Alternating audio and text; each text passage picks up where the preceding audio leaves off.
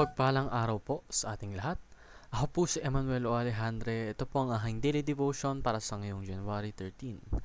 And for today, we are going to talk about kung paano or wala na nga bang mga apostol ngayon in the modern times. Makikita po natin ito sa Ephesians chapter 2, verse 19 to 20 na nagsasabing, "Consequently, you are no longer foreigners and strangers, but fellow citizens with God's people and also members of His household, built on the foundation of the apostles and prophets, with Christ Jesus Himself as the chief cornerstone."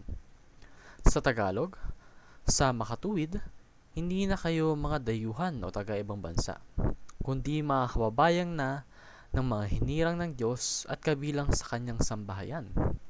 Tulad ng isang gusali, kayo itinayo sa pundasyong inilagay ng mga apostol at mga propeta, na ang batong panulukan ay si Kristo Jesus.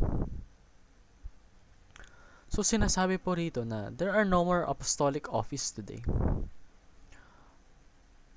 We can derive from this that in the modern times, it's very different. But even so, the apostles and prophets' teachings are the foundation of the church. At itong teachings na to ay na-establish na ng matagal na panahon pa. Because the apostles are witnesses of Christ.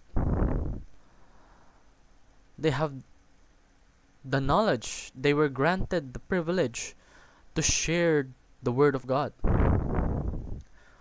Their word holds deeper meaning. Therefore, apostles are sacred. Not anyone can be just an apostle. You have to witness Christ. So, embrace the apostolic function of being sent ones. Connect people to the Savior Jesus Christ, and work toward transformation under the authority of Christ. And yung transformation na yun, makakamit mo by following the teachings of the apostles and prophets of the early ages.